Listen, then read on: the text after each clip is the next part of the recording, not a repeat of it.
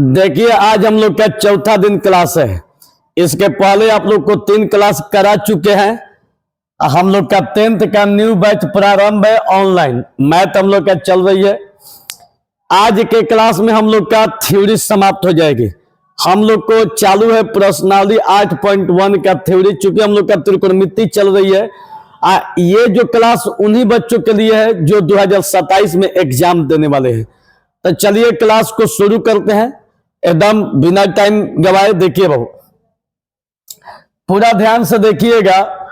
अभी हम लोग का जो चैप्टर चल रही है आप लोग को बता देते हैं। देखिएगा, हम लोग का 8वां चैप्टर चल रही है, जिस चैप्टर का नाम है त्रिकोणमिति का परिचय। यही हम लोग का चैप्टर है, त्रिकोणमिति का परिचय। यहां पर हम लोग का जो चैप्टर की शुरुआत है हम लोग का चल रही है प्रश्नावली 8.1 का थ्योरी चल रही है बाबू। यहां पर हम लोग का थ्योरी चल रही है। देखिए प्यारे स्टूडेंट, मेरे प्यारे विद्यार्थी जी, हम लोग का 2 क्लास थ्योरी का हो चुका है। आज हम लोग का 3रा क्लास है। आज के क्लास में हम लोग का थ्योरी खत्म हो जाएगी, और जब थ्योरी खत्म होगी तो हम लोग का प्रश्नावली 8.1 प्रारंभ हो जाएगा। एक बात ध्यान दीजिएगा, हम लोग का प्रश्नावली 8.1 तबे समझ में आएगा जब आप लोग को थ्योरी एकदम बढ़िया से, एकदम बेजोड़ तरीका से आप लोग को समझ में आ जाएगी। अगर जब तक आप थ्योरी नहीं समझते हैं तो मैं आप लोग को विश्वास के साथ कहता हूं कि आप लोग को कभी भी मैथ समझ में नहीं आएगी। तो चलिए हम लोग थ्योरी का शुरुआत करते हैं।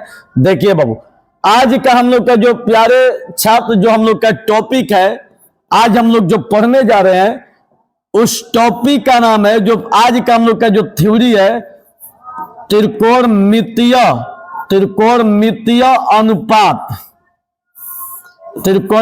अनुपात या त्रिकोणमितीय सूत्र। ध्यान से बाबू देखिएगा, त्रिकोणमितीय सूत्र। अब देखिए बाबू, यही हम लोग का टॉपिक है। अब इस टॉपिक को समझने के लिए मेरे प्यारे विद्यार्थी जी ध्यान से आप लोग देखिएगा। इस टॉपिक को समझने के लिए एक आप लोग को हम ट्रिक बतलाते हैं। ध्यान से बाबू देखिएगा। एक बात और आप लोग को बतला चुके हैं कि त्रिकोणमिति में हमेशा समकोण त्रिभुज का ही प्रयोग किया जाता है। ये तो आप लोग को पता है। जैसे में आप लोग देखिए, ये आप लोग का जो दिखाई दे रही है, जो त्रिभुज दिखाई दे रही है, ये आप लोग का समकोण त्रिभुज है। ई वाला कोण 90 डिग्री है। इसको ए मानिए, इसको बी मानिए, इसको सी मानिए। ठीक है। अब देखिएगा बाबू, ए बी सी, अगर इसको आप लोग थीटा मानते हैं तो थीटा के सामने वाली भुजा को हम लोग लंब कहते हैं। ठीक है। 90 डिग्री के सामने वाली भुजा को कर्ण कहते हैं, और नीचे वाले को आधार कहते हैं। बाबू ध्यान से देखिएगा, हमेशा इस बात को मन में एकदम गांठ बांध कर रख लीजिए कि त्रिकोणमिति में हमेशा समकोण त्रिभुज का प्रयोग किया जाता है। समकोण त्रिभुज में अगर ई वाला कोण थीटा लीजिएगा बाबू, ई वाला कोण थीटा लीजिएगा तो थीटा के जस्ट सामने वाली भुजा लंब होती है, 90 डिग्री के सामने वाली भुजा कर्ण होती है। ठीक है।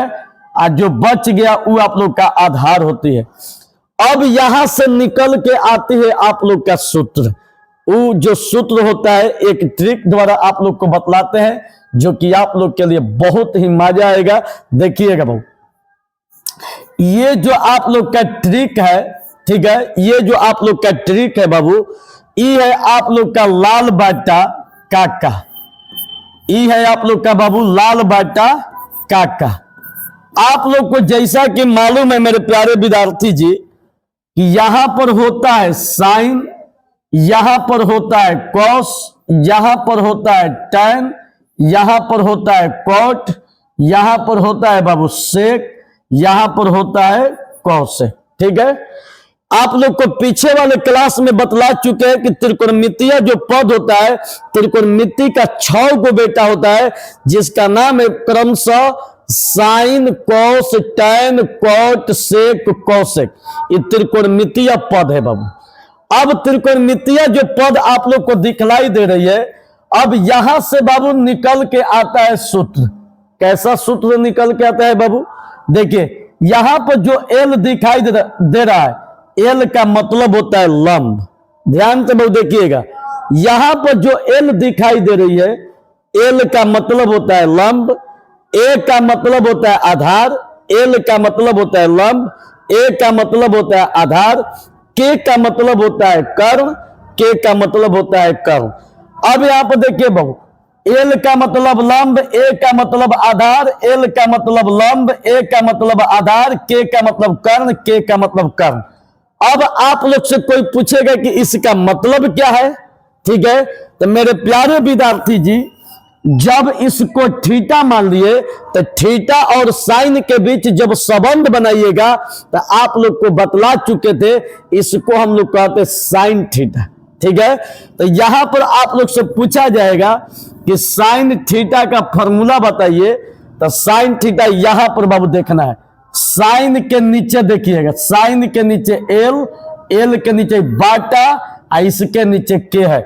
मतलब साइन का फॉर्मूला एल से लंब बाटा कर्ण, साइन का फॉर्मूला लंब बाटा कर्ण, साइन का फॉर्मूला लंब बाटा कर्ण।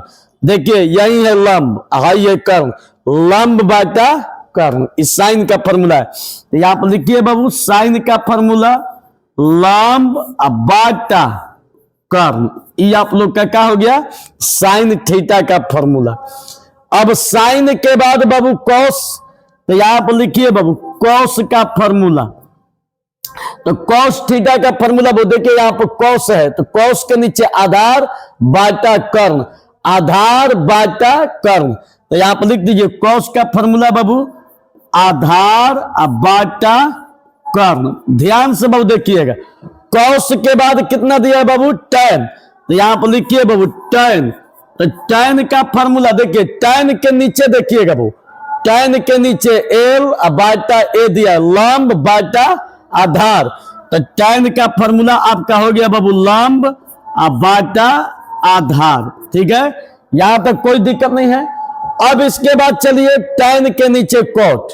ध्यान से बाबू देखिएगा, अब यहां पर कॉट चलिएगा बाबू, तो कॉट का फॉर्मूला होता है, अब यहां से कॉट के ऊपर देखिएगा बाबू, यहां से और कॉट के ऊपर देखिएगा, कॉट के ऊपर आधार बाटा लंब।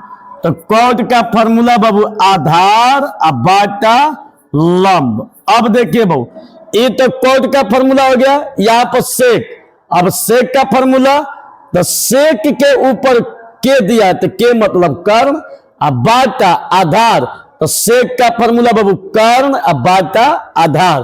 तो यहां पर लिखिए बाबू सेक थीटा बराबर कर्ण बाटा आधार। यहां पर लिखिए बाबू कर्ण बाटा आधार। अब सेक के बाद कौसेक, कौसेक थीटा। अब देखिए बाबू कौसेक का फॉर्मूला कौसेक के ऊपर कर्ण है, तो यहां पर लिखिए बाबू कर्ण बाटा, कर्ण बाटा कितना? लंब। अब ध्यान से बाबू देखिए, ये जो आप लोग को फॉर्मूला बतलाया गया, इसको याद करने की जरूरत नहीं है, बस अपना लाल बाटा काका को याद कर लीजिए, इसके बाद एकदम गर्दा उड़ा दीजिएगा। देखिए आप लोग को इस सूत्र को फिर से आप लोग को समझाते हैं, देखिएगा बाबू। बस आप लोग क्या कीजिए बच्चा, आप लोग यहां बनाइए एल ए एल, अब बाटा में आई के आई ए, मतलब लाल बाटा काका को बना लीजिए। यहां पर होता है बाबू साइन थीटा, यहां पर होता है कॉस थीटा, यहां पर होता है टैन थीटा, ठीक है? यहां पर होता है बाबू कॉट थीटा, यहां पर होता है सेक थीटा, यहां पर होता है बाबू कॉसेक थीटा।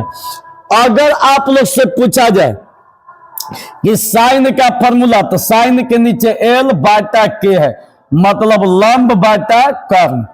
कॉस का मतलब आधार बाटा कर्ण। टैन का फॉर्मूला लंब बाटा आधार। कॉड का फॉर्मूला आधार बाटा लंब। सेक का फॉर्मूला कर्ण बाटा आधार। कौशेक का फॉर्मूला कर्ण बाटा लंब। बस आप लोग क्या कीजिए कि लाल बाटा काका से फॉर्मूला याद कर जाइए। अब देखिए बाबू, ये तो आप लोग को समझ में आ गया कि त्रिकोणमितीय अनुपात या त्रिकोणमितीय सूत्र का कैसे हम लोग प्रयोग करते हैं, ट्रिक है। आई किसने बतलाया? आर्यभट्ट ने। किसने बतलाया बाबू? आर्यभट्ट ने। ये मत समझिएगा कुछ शिक्षक बतलाए, किसी शिक्षक में इतनी पावर नहीं है कि ये ट्रिक बतला दे। ये जो ट्रिक आप लोग का दिया गया है बाबू, ये सीधे आर्यभट्ट जो कि त्रिकोणमिति के जन्मदाता है, ऐसे ही पार्कस को लोग कहते हैं कि भारतीय गणितज्ञ आर्यभट्ट को जनक माना जाता है। अब देखिए, अब ये तो आप लोग को समझ गए। अब इस समझने के बाद मेरे प्यारे छात्र, अब इस पर आप लोग को एग्जाम्पल बताते हैं कि आखिर इस टाइप का मैथ कैसे बनेगा। ठीक है, अब देखिए यहां पर कह रहा है कि त्रिकोणमितीय अनुपात या त्रिकोणमितीय सूत्र, तो अब हम लोग कैसे बनाएंगे एक बार आप लोग को फिर से समझा देते हैं बाबू। एक बार फिर से आप लोग को समझा देते हैं, थोड़ा ध्यान से सुनिएगा बाबू।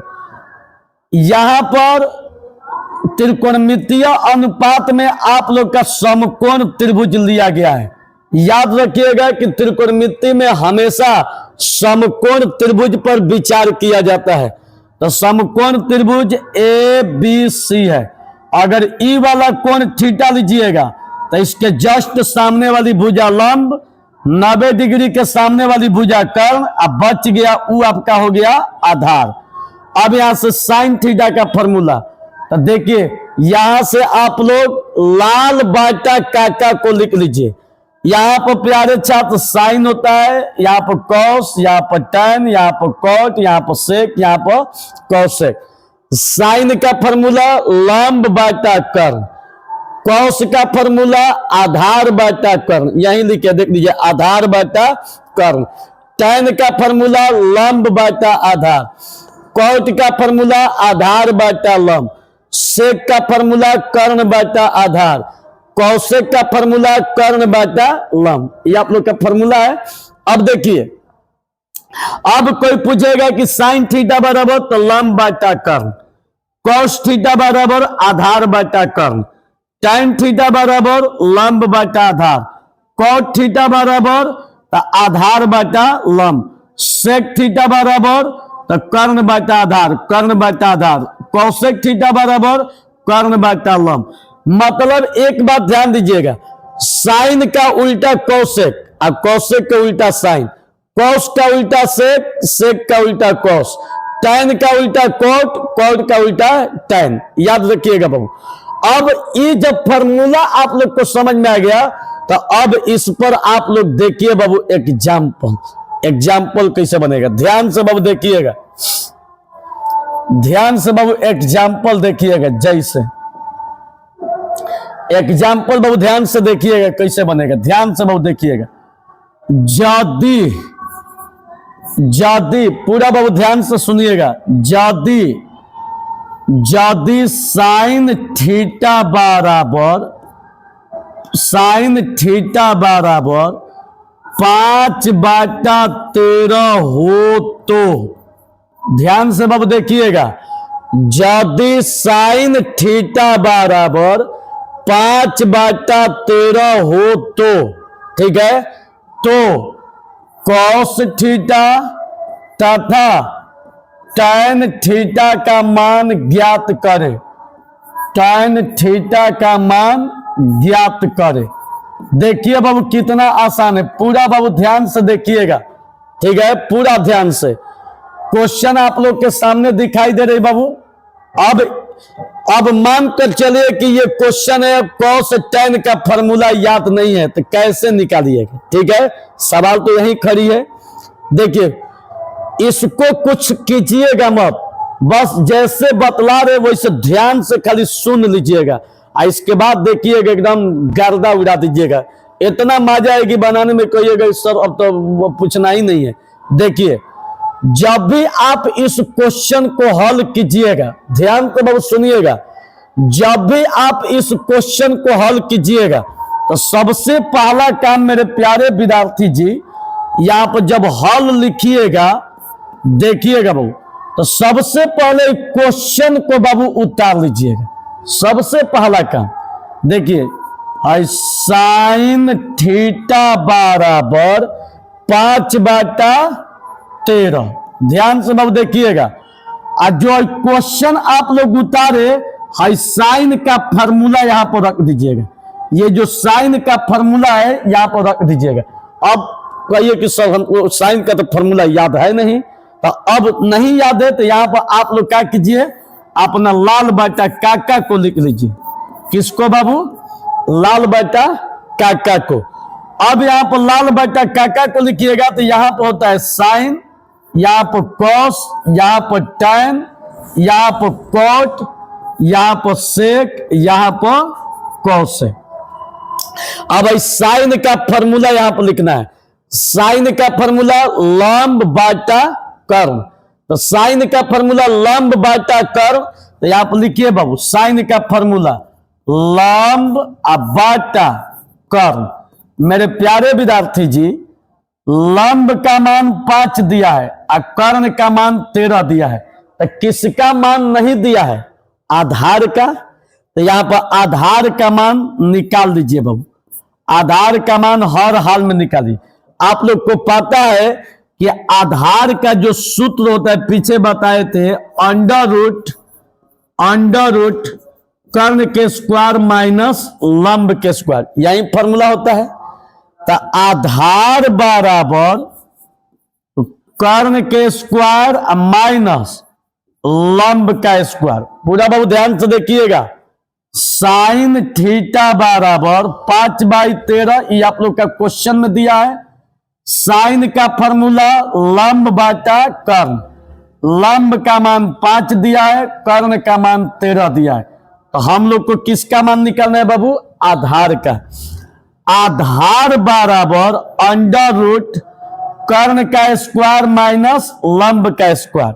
अब देखिए, यहां पर कर्ण दिया है तो कर्ण का मान 13 है, तो कर्ण का मान 13, यहां पर लिखिए बाबू 13 स्क्वायर तो स्क्वायर माइनस लंब, लंब का मान 5 दिया, तो लंब का मान 5, 5 का स्क्वायर। अब देखिए बाबू, 13 कितना हो जाएगा? 169, अब 5 है 25, 169 में से 25 घटाइएगा बाबू, तो देखिए 9 में से 5 घटल 4, 6 में से 2 घटल 4, ई आपका 1। अब देखिए बाबू, अब ध्यान से बाबू देखिएगा, 144 का वर्गमूल कितना हो जाएगा? 12। अब यहां तक जब समझ गए मेरे प्यारे विद्यार्थी जी, तो अब यहां पर ब्रेन नहीं लगाना है। देखिए, सबसे पहला काम बाबू, और क्वेश्चन को उतार लेना है। सबसे पहला काम क्वेश्चन को उतार लेना है बाबू। साइन का फॉर्मूला इसके बगल में लिख देना है। साइन का फॉर्मूला लंब बाटा कर्ण, लंब का मान 5 और कर्ण का मान 13। तो आधार नहीं दिया है। आधार बराबर सूत्र होता है अंडर रूट कर्ण का स्क्वायर माइनस लंब का स्क्वायर। तो कर्ण का मान 13 दिया है, तो कर्ण का मान 13, स्क्वायर है तो स्क्वायर माइनस, यहां पर लंब दिया है, तो लंब का मान 5 दिया है, तो लंब का मान 5, स्क्वायर है तो स्क्वायर।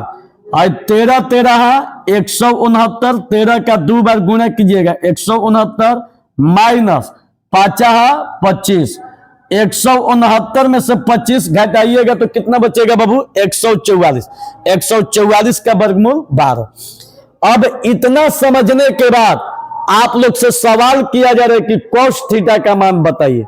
तो यहां पर लिखिए बाबू, चूंकि cos थीटा बराबर, तो cos थीटा का फॉर्मूला आधार बाटा कर्ण, यही ना बाबू?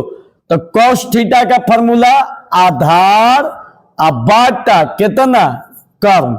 ध्यान से बाबू देखिएगा, cos का फॉर्मूला आधार बाटा कर्ण, आधार का मान देखिए बाबू, आधार का मान 12 आया है, तो आधार का मान कितना हो जाएगा 12, अब बाटा कर्ण, कर्ण का मान 13 है, तो कर्ण का मान 13, यही हम लोग का आंसर, एकदम क्लियर।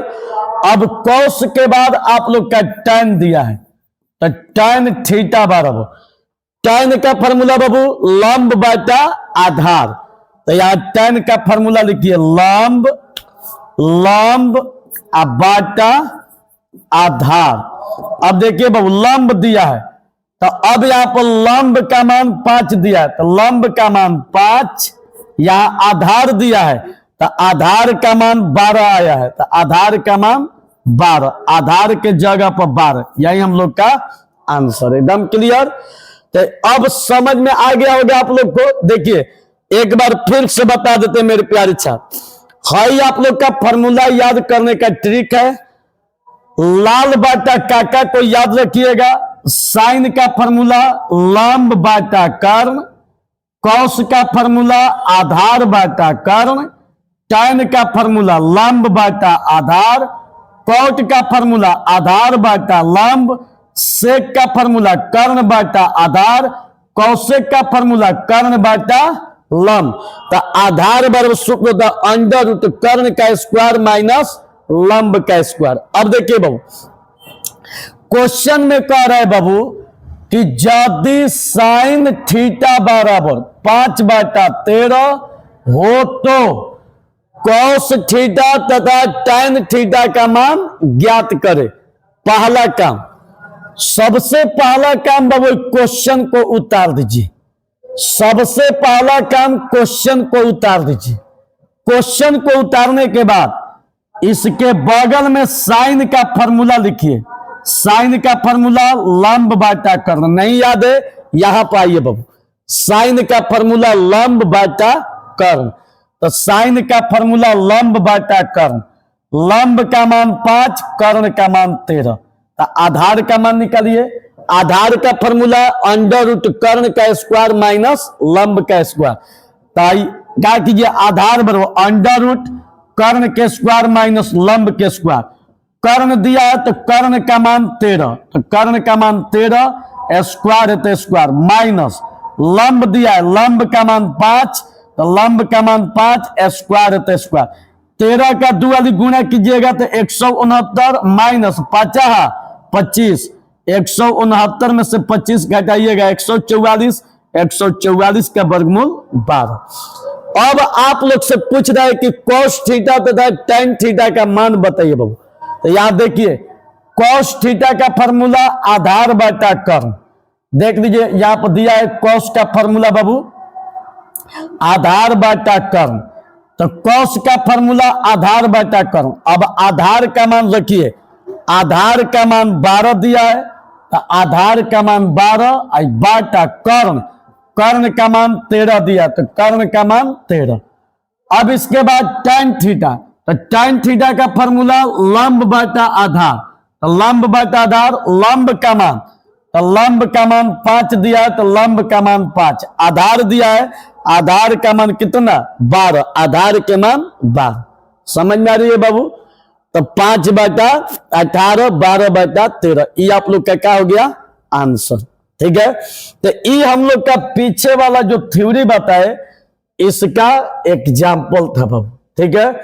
अब इसके बाद लास्ट थ्योरी देखिए बाबू, लास्ट थ्योरी, ये तो आप लोग को समझ में आ गया।